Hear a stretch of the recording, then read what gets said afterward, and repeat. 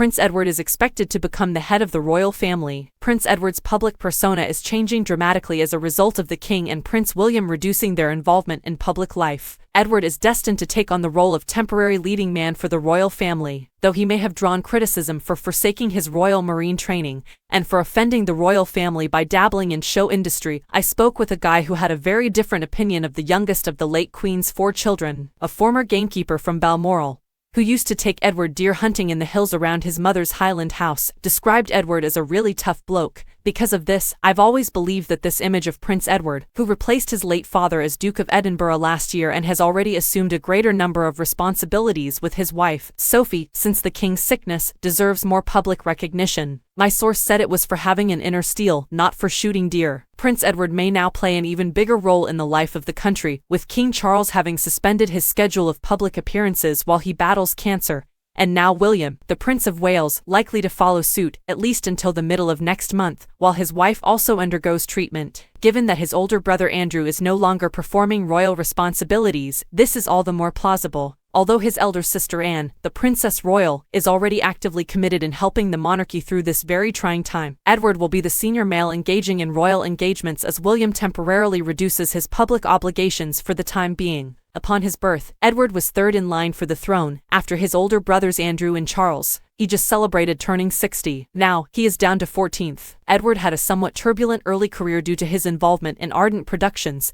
and organizing an episode of TV's It's Knockout Game, which did nothing to improve his reputation as a senior member of the royal family, despite the fact that he and Sophie have been well-liked and hardworking royals for many years. But those times are a long time ago. Sandy Masson, the former head stalker on the royal estate at Balmoral, was one guy who always had nothing but praise for him. Edward was regarded by this tough-as-nails countryman as the best of them all.